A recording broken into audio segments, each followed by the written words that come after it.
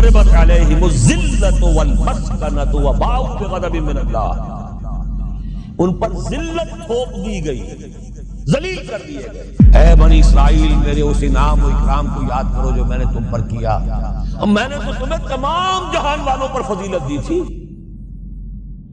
دیکھیے، ہم سے پہلے بھی ایک امت مسلمہ تھی کہ نہیں؟ ہماری عمر جو ہے امت مسلمہ کی حیثیت سے ابھی 1400 برس ہوئی ہے، 1417 سن ہجری چل رہا ہے نا، اس میں آپ اور حضور کی بعثت 12 برس اور، تو 1430 برس سمجھیے، اس لیے کہ اس وقت جب سے کہ وحی کا آغاز ہوا ہے، یہ ہماری کل تاریخ ہے، ابھی 1450 برس نہیں ہوئی۔ ہم سے پہلی جو امت تھی 2000 برس تک اسی مقام پر فائز رہی۔ وہ کون تھے؟ بنی اسرائیل۔ وہ موسیٰ کے امتی تھے، ہم محمد کے امتی ہیں علی نبینا و علیہ الصلوۃ والسلام۔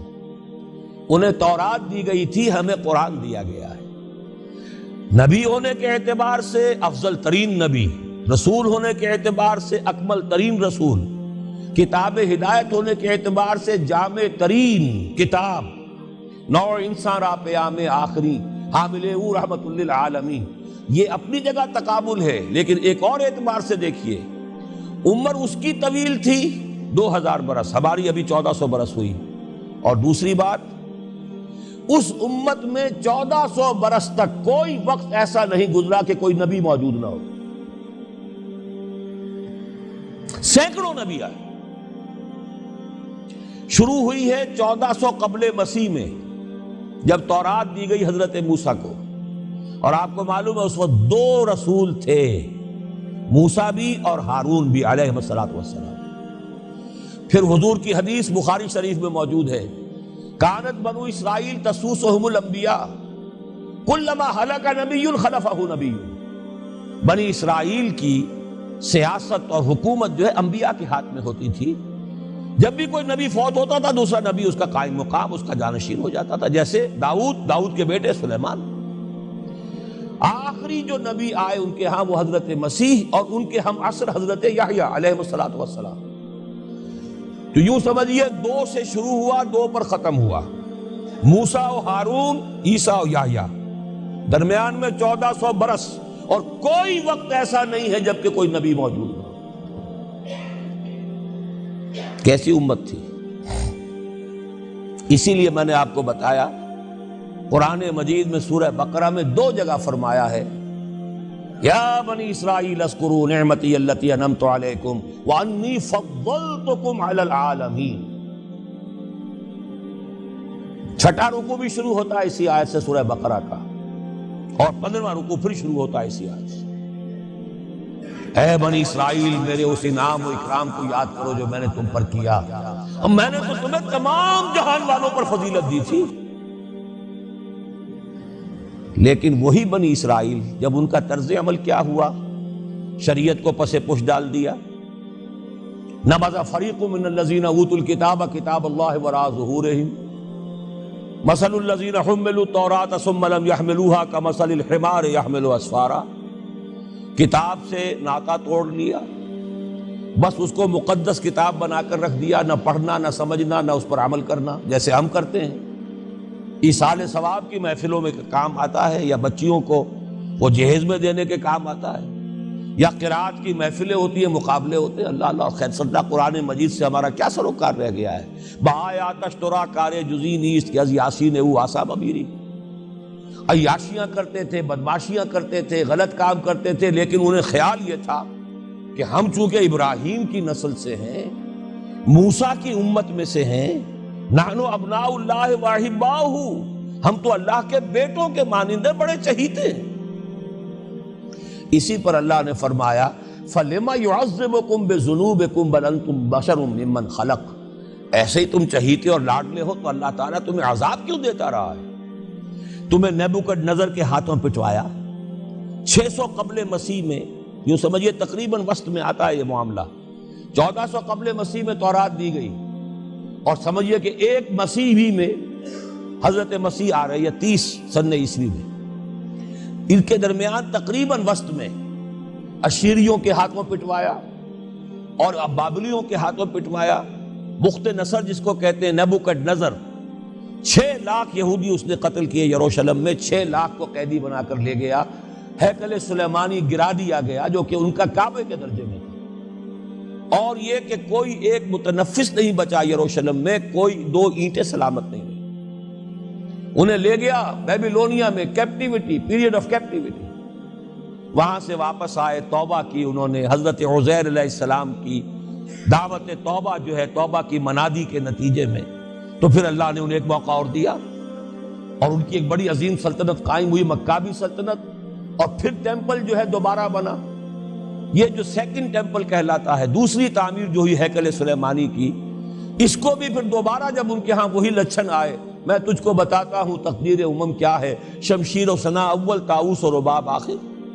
جب وہی لچھن ہو گئے، پھر عذاب کے کوڑے پڑے، پہلے گریکس کے ذریعے، یونانیوں کے ذریعے، پھر رومنز کے ذریعے، اور سن 70 عیسوی میں وہ دوسرا ہیکل سلیمانی بھی مسمار کر دیا گیا اور انہیں فلسطین سے نکالا دے دیا گیا. نکل جاؤ یہاں سے. تقریباً یوں سمجھئے کہ 1917 تک، سن 70 سے 1917 تک کتنے ہو گئے؟ 1850 برس ہو گئے تقریباً. 1850 برس یہ لوگ پھر فلسطین میں داخل نہیں ہو سکے. اور وہ ہیکل سلیمانی آج تک بھی پڑا ہوا ہے منہدم، سوائے اس کی ایک دیوار کے جسے یہ ویلنگ وال کہتے ہیں. وہاں جاتے ہیں، رو دھو کر آ جاتے ہیں. اب تو خیر ان کا قبضہ ہے، جانا آنے کا سوال نہیں رہا، ورنہ 1967 سے پہلے بھی اجازت لے کر جاتے تھے، ماتم کر کے آ جاتے تھے. اس لیے کہ یروشلم جو ہے اس پر قبضہ تو ان کا ہو گیا تھا، لیکن مشرقی علاقہ ہے وہ، اور اس پر ابھی عربوں کا زیادہ تسلط تھا. اب وہ ختم ہو رہا ہے. معلوم ہوا کہ وہی قوم جو ہے، جو چہیتی بھی تھی، لاڈلی بھی تھی، خیر الامم تھی، انی فضلتکم علی العالمین کا مصداق تھی، جس پر انعامات تھے، اکرام تھا، جنہیں حضرت داؤد اور سلیمان کی سی حکومتیں دی گئیں، ان سب کا معاملہ کیا ہوا؟ غلط عمل کی وجہ سے، برعکس رویے کی وجہ سے. قرآن مجید ہی میں 2 جگہ ہے تھوڑے سے لفظی فرق کے ساتھ، ضربت علیہم الذلۃ والمسکنۃ وباؤوا بغضب من اللہ. ان پر ذلت تھوپ دی گئی، ذلیل کر دیے گئے. 1850 برس تک، پہلے 150 برس تک کیپٹیوٹی میں رہے تھے، اب 1850 برس تک جسے یہ ڈائسپورا کہتے ہیں اس میں رہے. روتے تھے، یاد کرتے تھے اپنی فلسطین کی سرزمین کو کہ ہم وہاں سے نکالے گئے ہیں. وہ بھی حضرت عمر نے اجازت دی تھی جا کر، جبکہ یروشلم جو ہے ہینڈ اوور کیا ہے وہاں کے عیسائیوں نے، حضرت عمر کے حوالے کیا ہے رضی اللہ تعالی عنہ، تو حضرت عمر نے انہیں آ کر زیارت کرنے کی اجازت دی، ورنہ زیارت کی اجازت بھی نہیں تھی. عیسائیوں نے روکا ہوا تھا، نو جیو کوڈ انٹر جیروشلم. اور وہ جو معاہدہ کیا تھا عیسائیوں نے حضرت عمر سے، یہ ان کی طرف سے شرط تھی کہ آپ یہاں یہودیوں کو آباد ہونے کی اجازت نہیں دیں گے. لیکن کم اینڈ وزٹ، آئیں، زیارت کریں اور جائیں، لیکن یہاں آباد نہیں ہوں گے. یہ قوم جو اونچی تھی، بڑی تھی، فضلتکم علی العالمین تھی، لیکن وہی قوم ضربت علیہم الذلۃ والمسکنۃ وباؤوا بغضب من اللہ، اللہ کے غضب کو لے کر لوٹے. یہ ہے اصل میں وہی معاملہ جو آج ہمارے ساتھ ہے. اللہ کا قانون تو غیر جانبدار ہے. وَلَن تَجِدَ لِسُنَّتِ اللَّهِ تَحْوِيلًا وَلَن تَجِدَ لِسُنَّتِ اللَّهِ تَبْدِيلًا. اللہ کا قانون قوموں اور امتوں کے لیے بدلتا نہیں. وہی صورت ہے. ہمیں بھی کہا گیا كُنتُمْ خَيْرَ أُمَّةٍ أُخْرِجَتْ لِلنَّاسِ، تم بہترین امت ہو جسے دنیا والوں کے لیے نکالا گیا ہے. تمہارا کام کیا ہے؟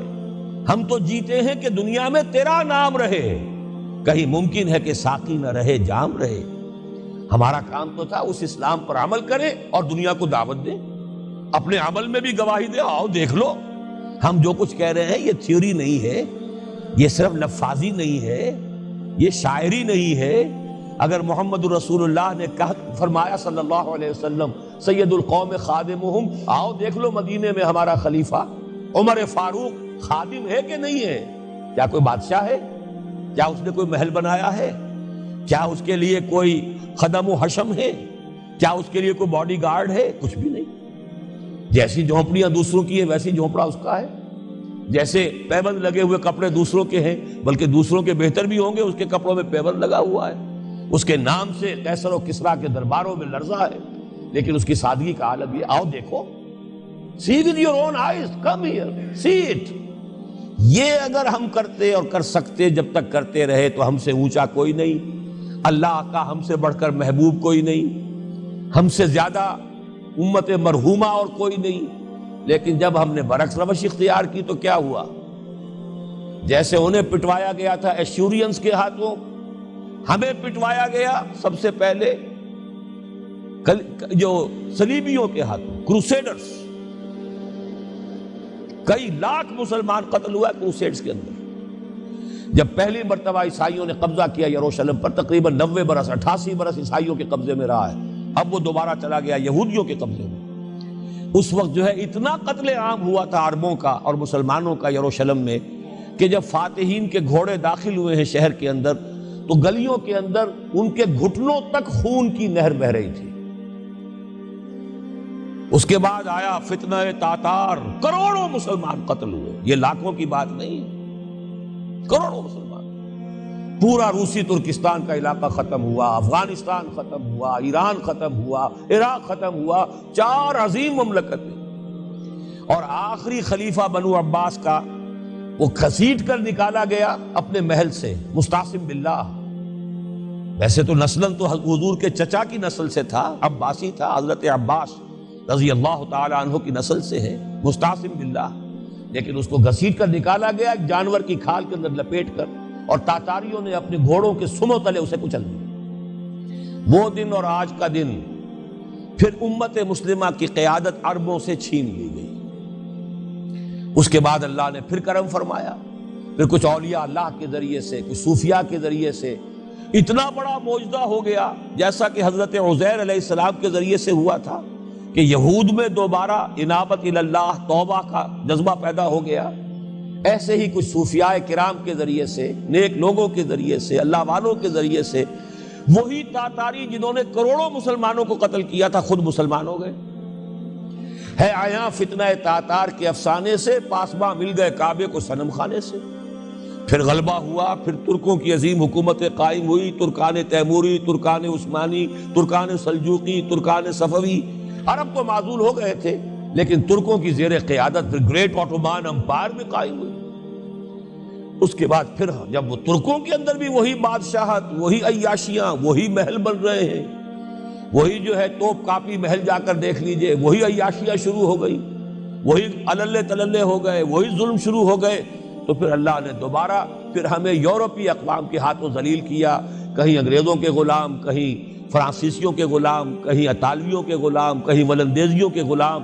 پورا عالم اسلام اس صدی کے آغاز میں، پہلی جنگ عظیم کے بعد پورا عالم اسلام غلامی میں تھا، سوائے نجد کا ایک علاقہ تھا کہ نجد میں ابھی تیل برآمد نہیں ہوا تھا، ورنہ سب سے پہلے پنجے وہاں گڑتے، وہاں ریت میں جا کے لینا کیا تھا۔ باقی تو یہ ہندوستان غلام ہے، انڈونیشیا غلام ہے، سب کے سب یہ جاوا، سماٹرا، چلتے جائیے سب غلام ہیں۔ اس کے بعد ایران چاہے براہ راست غلامی نہیں تھی، لیکن انگریزوں کے انتداب میں تھا، کنٹرول انہی کا تھا۔ عراق پر انگریزوں کا کنٹرول تھا۔ اسی طریقے سے یہ ساری جو عرب مملکتیں ہیں یہ انگریزوں کے زیر اثر تھی، اور یا یہ کہ فرانسیسیوں کے زیر اثر تھی۔ شمالی افریقہ یا فرانسیسیوں کا تھا یا اسپین کا تھا، اور یا یہ کہ اطالویوں کا تھا، لیبیا۔ یہ حال ہمارا ہوا۔ یہ ہے اصل سبب اور یہ ہے معاملہ